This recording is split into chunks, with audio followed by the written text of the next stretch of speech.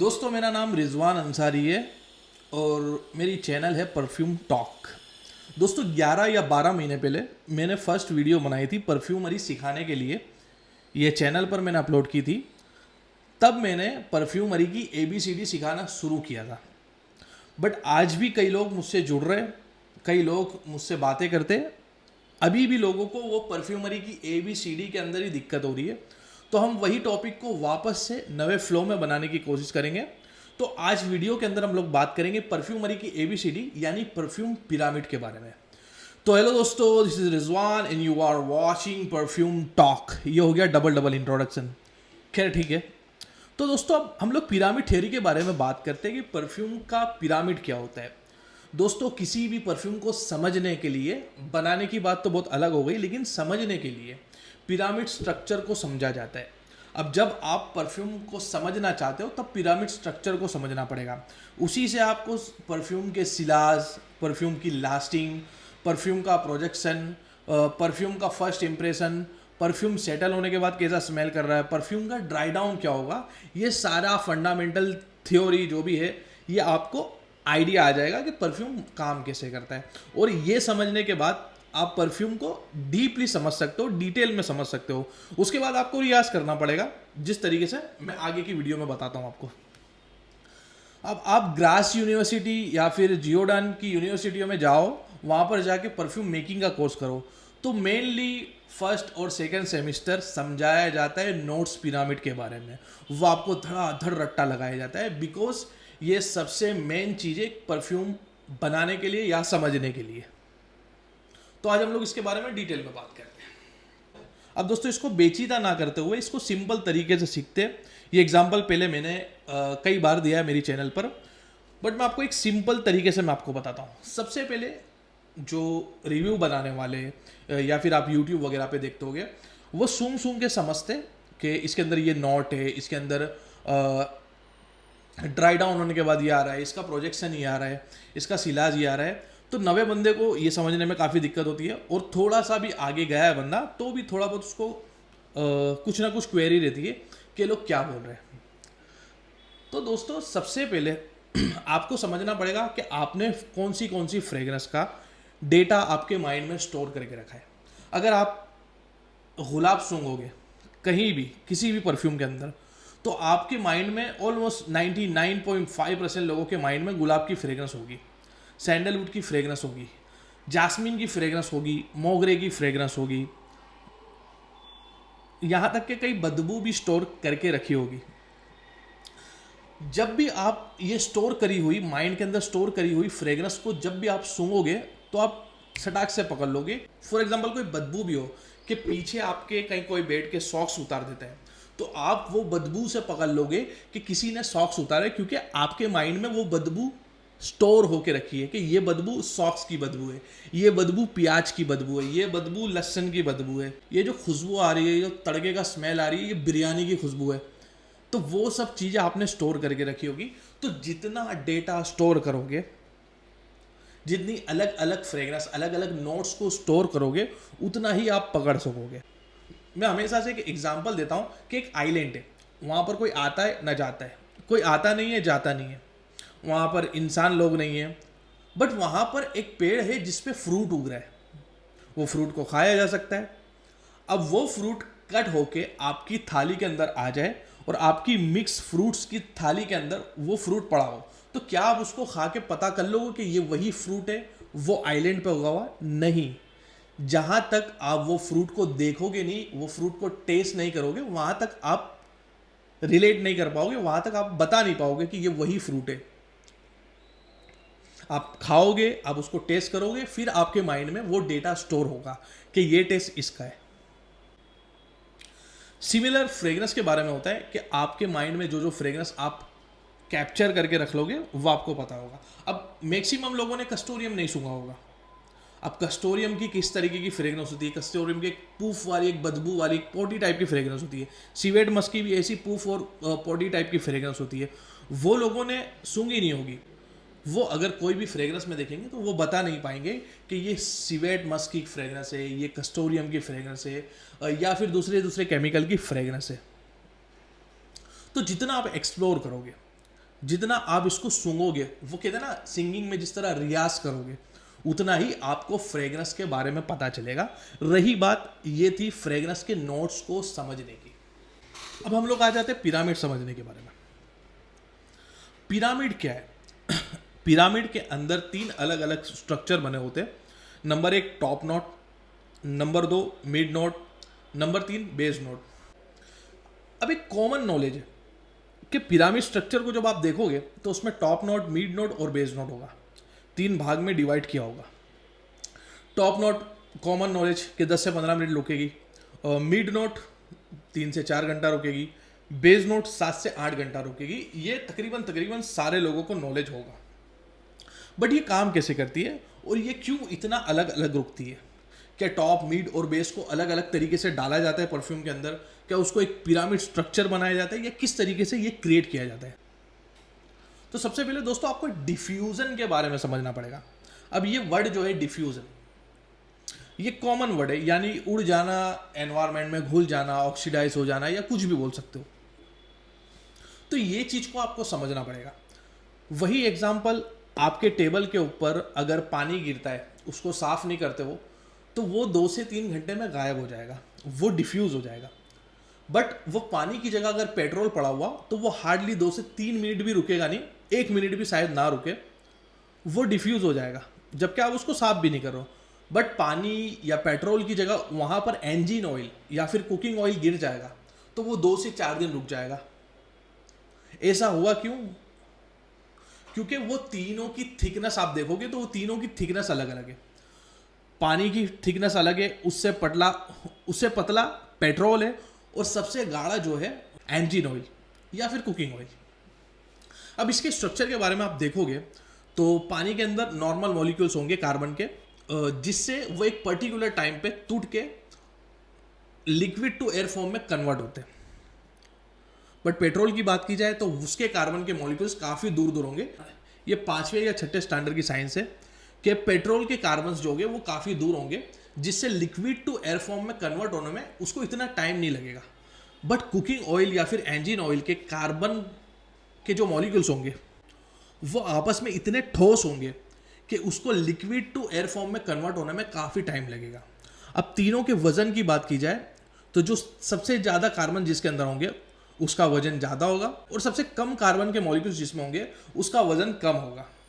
अगर आप तीनों को 100 ml ले लो तो पेट्रोल का वजन कम होगा, इंजन ऑयल का वजन ज़्यादा होगा। तो जिसका ज़्यादा वजन है उसको हम लोग बोलेंगे हायर मॉलिक्यूलर वेट, और जिसका कम वजन है उसको हम लोग बोलेंगे लोअर मॉलिक्यूलर वेट। ये है डिफ्यूजन थियरी, और इसके ऊपर पूरी परफ्यूमरी निर्भर है। ये चीज़ को आपको समझना पड़ेगा। पतली चीज़, जाड़ी चीज़, पतली चीज़ जल्दी हवा में घुलती है, जाड़ी चीज़ काफ़ी टाइम के बाद हवा में घुलती है। थोड़ा सा टेक्निकल लैंग्वेज में बोलो तो डिफ्यूज़न रेट उसका हाई है, उसका डिफ्यूज़न रेट कम है। तो ये चीज़ आपने समझ ली। अब आ जाते हैं हम लोग पिरामिड के बारे में। अब सपोज कीजिए कि आपको एक फ्रेग्रेंस बनानी है जो है गुलाब की फ्रेग्रेंस। अब आप गुलाब की फ्रेग्रेंस लोगे तो वो ऑयल फॉर्म में लोगे, तो वो भी ऑयल और लिक्विड है, उसका भी एक डिफ्यूज़न टाइम होगा, उसका भी एक डिफ्यूज़न रेट होगा, उसका भी एक मॉलिक्यूलर वेट होगा। का जो ऑयल है उसको उड़ने में 3 से 4 घंटा लग रहा है, उसका एक डिफ्यूजन टाइम है, वो भी एक तेल है उसका डिफ्यूजन टाइम ऐसा है कि 3 से 4 घंटा लगाएगा। अब जब आप सिंगल नोट गुलाब को अप्लाई करते हो तो उसका डिफ्यूजन इतना फास्ट नहीं होगा कि जब आप चलोगे तो उसके मॉलिक्यूल्स हवा में गिरेंगे और हवा में उड़ने लग जाएंगे, वो आपकी बॉडी पे चिपक के रहेंगे, जिससे आप कहीं चलोगे तो उसकी फ्रेग्रेंस इधर उधर नहीं होगी, या आपके बाजू में बैठे हुए बंदे को भी उसकी फ्रेग्रेंस नहीं आने वाली। बट हमने लगाया गुलाब का फ्रेग्रेंस ऑयल, सिंगल नोट गुलाब का फ्रेग्रेंस ऑयल। अब परफ्यूमरी में इस तरीके से काम हो नहीं पाएगा। परफ्यूमरी में वही गुलाब को थोड़ा सा और डिफ्यूजिव करना पड़ेगा। तो गुलाब का जो परफ्यूम है, जो हमको बनाना है परफ्यूम, तो गुलाब का जो नोट है वो हमारा मेन इंग्रेडिएंट है, और इसका हमको परफ्यूम बनाना है, तो इसको हम लोग बोलेंगे मिड नोट या तो फिर हार्ड नोट। अब दोस्तों सिंपल लॉजिक है। अब इसका डिफ्यूजन बढ़ाने के लिए सिंपल चीज कर देंगे हम लोग, इससे पतली आइटम इसके अंदर डाल देंगे, जिसको हम लोग बोल सकते हैं टॉप नोट। टॉप नोट के अंदर लोअर मॉलिक्यूलर वेट वाली चीज आएगी। अब लोअर मॉलिक्यूलर वेट में वही लाइट फ्रेग्रेंस आएगी, जिसके वजह से उसका डिफ्यूजन बढ़े। सिट्रस, लाइम, मैंडरिन, कुछ स्पाइसी नोट, पेपरमिंट या कुछ हर्बल नोट भी हो सकते हैं, जिससे डिफ्यूज़न उसका बढ़े। तो जब उसके अंदर टॉप नोट डालेंगे तो वो गुलाब के ऑयल को लेके उड़ेगा और एक प्रोजेक्शन पैदा करेगा। फॉर एग्जाम्पल हमने सिट्रस ले लिया, तो सिट्रस को टॉप नोट के अंदर डाला और मिड नोट के अंदर गुलाब के नोट को डाला। तो अब गुलाब का जो ऑयल है वो पहले करता पतला हो गया, क्योंकि उससे भी पतली आइटम हमने उसके अंदर डाल दी, तो उससे हमको डिफ्यूजन मिल गया और हमको प्रोजेक्शन मिल गया। बट वो 3-4 घंटे में उड़ने वाली फ्रेगनेंस और पतली होने के बावजूद और पतली होने की वजह से वो कुछ 1 से 2 घंटे ही टिकेगी। बट हमको परफ्यूम में चाहिए लास्टिंग, तो वहां काम आता है बेस नोट का। बेस नोट जो होगा उसमें हेवी मोलिकुलर वेट वाली चीज होगी, गाढ़ी चीज डाली होगी, जिससे वो परफ्यूम को और टिका के रखे। जिसमें वुड्स हो सकते हैं, मस्क हो सकते हैं, एम्बर्स हो सकते हैं, रेजिनोइड्स हो सकते हैं। हम लोग ले लेते हैं सैंडलवुड ऑयल को, या फिर सैंडलवुड ऑयल को ले लेते हैं, जिसको हम लोग बेस में डालेंगे। अब सैंडलवुड ऑयल की जो फ्रेग्रेंस होगी, वो जो तेल होगा उसका, वो काफ़ी ठोस होगा, वो काफ़ी थिक होगा, तो उसका डिफ्यूजन रेट काफ़ी स्लो होगा। तो वो डाल देने की वजह से गुलाब के साथ जो हमारा सिट्रस वाला फॉर्मूला है वो और भी गाढ़ा हो जाएगा, जिसके वजह से ये ऑल ओवर प्रोजेक्शन और लास्टिंग बढ़ेगा। अब बेस नोट क्या करेगा, परफ्यूम को टिका के रखेगा, और टॉप नोट क्या करेगा, परफ्यूम को उड़ा उड़ा करेगा। सो अगर समझ लो ये वही फ्रेग्रेंस है जो हम लोग बात करें, जिसके मिड के अंदर गुलाब है, टॉप के अंदर सिट्रस है और बेस के अंदर सैंडलवुड है। अब ये तीनों इसके अंदर डाला है, बट तीनों मैंने कुछ अलग अलग पार्ट में डाला नहीं है, तीनों को एक साथ ही डाला होगा, तीनों लिक्विड है। अब जो डिफ्यूजिव आइटम है, आप जब इसको स्प्रे करोगे तो सबसे ज़्यादा डिफ्यूजिव आइटम तो हमारे पिरामिड के अंदर टॉप में सिट्रस, मिड में गुलाब और बेस में सैंडलवुड, सबसे ज़्यादा डिफ्यूजिव आइटम कौन सी है, वो है सिट्रस। तो जब हम स्प्रे करेंगे तो सबसे पहला इंप्रेशन आएगा हमको सिट्रस का। तो सबसे पहले हमारी नाक तक वो पहुंचेगा सिट्रस, क्योंकि वो सबसे ज़्यादा वॉलेटाइल है। तो पहला स्प्रे करते ही वो सिट्रस आना शुरू हो जाएगा। बट बैकग्राउंड के अंदर हमको गुलाब भी सूंघने को मिलेगा, फिर उसके बैकग्राउंड के अंदर हमको सैंडलवुड भी सूंघने को मिलेगा। अब सिट्रस का हमने आपको बताया टेंटेटिव डिफ्यूजन टाइम 10 से 15 मिनट है। तो शुरुआत के 15 मिनट तक सिट्रस रहेगा, उसके बाद गायब हो जाएगा। जिस तरीके से सारे परफ्यूम में होता है कि 10 से 15 मिनट टॉप नोट होती है, उसके बाद गायब हो जाती है, क्योंकि टॉप नोट के अंदर कंपाउंड ये से जो जल्दी उड़ जाते हैं 10 से 15 मिनट में, बट सारे डले एक साथ होते हैं। 15 मिनट उड़ जाने के बाद परफ्यूम सेटल हो जाएगा। अब वो फेज में आप जब परफ्यूम को सूंघोगे तो उसका हार्ड नोट हमको सूंघने को मिलेगा, जो है गुलाब, बट बैकग्राउंड के अंदर हमको वो सैंडलवुड सूंघने को ही मिलेगा। देन 2-3 घंटा होने के बाद वो गुलाब भी उड़ जाएगा, गुलाब भी कंप्लीटली खत्म हो जाएगा, और जो नोट बाकी रह जाएगी वो सैंडलवुड की नोट बाकी रह जाएगी, जो हम लोग बोलते हैं ड्राई डाउन के अंदर बाकी रह जाएगी। तो पिरामिड स्ट्रक्चर इस तरीके से काम करता है।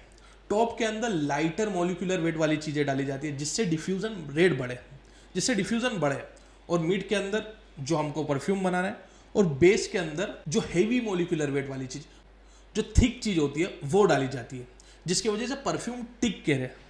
अब दोस्तों ये बनाना और ये सब करना, ये किसी भी चीज़ को कुछ भी उठा के नहीं डाला जा सकता है। वो आपस में रिएक्शन भी कर सकते हैं, वो आपस में क्लैश भी कर सकते हैं, वो आपस में अथड़ा भी सकते हैं। अगर रोज़ की फ्रेग्रेंस बना रहे हो तो बेस में लेदर नहीं डाल सकते, फ्रेश फ्रेग्रेंस बना रहे हो तो ऊद वगैरह नहीं डाल सकते। तो वो एक कॉम्बिनेशन, वो एक माइंड में कॉमन सेंस ऑफ परफ्यूमरी लेके चलना पड़ता है कि हमको बनाना क्या है। गुलाब है तो गुलाब के साथ क्या सूट होगा। फिर वो चीज़ आ जाता है आर्ट में कि किस तरीके से अरेंज करते हैं। 4 से 5 नोट टॉप के अरेंज करेंगे, 8-10 नोट मीड के अरेंज करेंगे, या 3-4 नोट बेस में अरेंज करेंगे और बनाएंगे परफ्यूम को। वो एक कॉमन सेंस पे जाता है। अब गर्मियों के परफ्यूम की बात की जाए तो गर्मियों के अंदर हमको फ्रेश परफ्यूम ज़्यादा समझ में आता है और ज़्यादा अच्छे लगते हैं। तो गर्मी के अंदर जो भी परफ्यूम गर्मी के लिए बनाए जाते हैं वो बेसिकली उसके टॉप में ध्यान दिया जाता है। तो उसका मेन नोट जो होता है वो टॉप होता है, क्योंकि हमको गर्मी में वो परफ्यूम अच्छे लगेंगे जिसका फर्स्ट इंप्रेशन अच्छा हो, सिट्रसी, एक्वाटिक और ये सब परफ्यूम हमको अच्छे लगेंगे। तो इसके मेन टॉप में ध्यान दिया जाता है। और मिड नोट जो इसका होता है वो सपोर्टिंग नोट होता है, जो भी समर के फ्रेग्रेंस होते हैं। देन बेस नोट वही लास्टिंग बढ़ाने के लिए। बट ऑल ओवर वो एक आर्ट, वो एक धुन के तरीके से बनाया जाता है कि एक अच्छी फ्रेग्रेंस निकल के आए।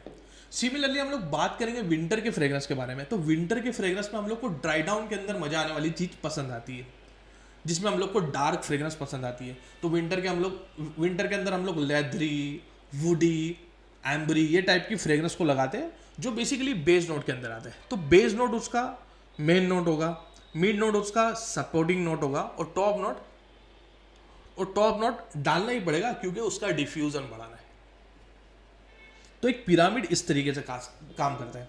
अब एक बहुत बड़ी मिथ है, कई लोगों को पता है, कई लोगों को नहीं पता है, लगभग 50-50 वाला मामला है कि लोग सोचते हैं फ्रेग्रेंट टिका पे नोट्स लगे होते, डले होते, या फिर कुछ लोग सोचते हैं कि फ्रेग्रेंट टिका पे जो नोट्स डाले वो उसके इंग्रेडिएंट है। तो ये सबसे खराब मिथ है। अब फ्रेग्रेंट टिका बहुत ऊंचे लेवल पे काम करता है, बहुत अच्छे लेवल पे काम करता है, बट उनका काम करने का एक तरीका है। वो अपने परफ्यूमर को बिठाएंगे, वो पब्लिक रिव्यू लेंगे, बट वो सूंघ के पता करेंगे कि ये फ्रेग्रेंस के अंदर टॉप नोट क्या आती है, शुरुआती नोट क्या होती है, और वो फ्रेग्रेंट टिका पे लिखेंगे कि इसके अंदर टॉप नोट ये आ रहा है। वो रेटिंग कर लेंगे, वो अपने परफ्यूमर के साथ मिलकर डिसाइड कर लेंगे कि इसके टॉप में ये बताना है, और मीड देखेंगे कि मीड के अंदर क्या सूंघने को आ रहा है, तो फिर वो लिख देंगे मीड में ये सूंघने को आ रहा है। देन ड्राई डाउन के अंदर वो लोग जो भी सूंघेंगे वो एक कॉमन रेटिंग करा के वो ड्राई डाउन के अंदर बेस नोट के अंदर लिख देंगे। तो हर परफ्यूम के बारे में इस तरीके से फ्रेग्रेंट टिका ने अपने नोट्स को लिखा हुआ है, बट वो इंग्रेडिएंट नहीं है। आप जब लेदर सूंघोगे तो लेदर का कोई कंपाउंड नहीं आता है, लेदर के लिए कोई केमिकल है जैसे सुड्राल है, वो सब चीज़ों को डाला जाता है। तो वो चीज़ एक समझने के लिए बेहतर है कि इसके अंदर इस तरीके की फ्रेग्रेंस आएगी। अगर आप परचेस करना चाहते हो, परफ्यूम खरीदना चाहते हो, तो फ्रेग्रेंट टिका बेस्ट है। बट आप अगर बनाना चाहते हो तो फ्रेग्रेंट टिका देख के नहीं बना सकते हो। परफ्यूम कॉपी करने के लिए, बनाने के लिए, क्लोन करने के लिए GCMS रिपोर्ट का काम होता है। अब GCMS के बारे में हम लोग किसी और वीडियो के अंदर डिटेल में बात करेंगे कि किस तरीके से क्लोन ऑयल वगैरह बनाया जाता है, बट बेसिकली वो GCMS के थ्रू जाता है और उसको देख के समझा नहीं जा सकता है। अब आयरस की बात की जाए, आयरस, तो आयरस का जो बेस होता है, आयरस का जो रूट होता है, उसके अंदर से फ्रेग्रेंस ऑयल को निकाला जाता है। बट मेनली जो परफ्यूम में आयरस का इस्तेमाल होता है वो होता है मिथाइल आयनोन। अब मिथाइल आयनोन कई मेटेलिक चीज़ों के लिए भी इस्तेमाल किया जाता है, मिथाइल आयनोन आयरस के लिए भी इस्तेमाल किया जाता है, बट उसका एक एकॉर्ड बना लिया जाता है। तो फ्रेग्रेंट टिका पे हर चीज़ जो रखी होगी वो हो सकता है सिमिलर चीज़ ना हो। अब जैसे कई फ्रेग्रेंस किसी ना किसी के क्लोन होते हैं, बट फ्रेग्रेंट टिका जब उसके नोट्स को बताता है तो वो थोड़े चेंज करके बताता है, क्योंकि उन लोगों ने जो भी सूंघा है, जो भी महसूस किया है, वो उनको पता चलेगा। अब नाक का अलग ही मामला है। नाक में अगर एक ही परफ्यूम को अलग अलग लोग सूंघेंगे तो किसी को कोई नोट्स पसंद आता है, किसी को कोई नोट्स पसंद आता है, किसी ने कोई नोट्स को बहुत अच्छे से रिलेट करा हुआ है, बहुत अच्छे से माइंड में स्टोर किया हुआ है, तो वो तुरंत पकड़ लेता है। तो सबका अलग अलग फंडा होता है। तो बेसिकली फ्रेग्रेंट टिका इस तरीके से काम करता है। और ये था नोट पिरामिड, जिसमें टॉप, मिड और बेस की हम लोगों ने बात की।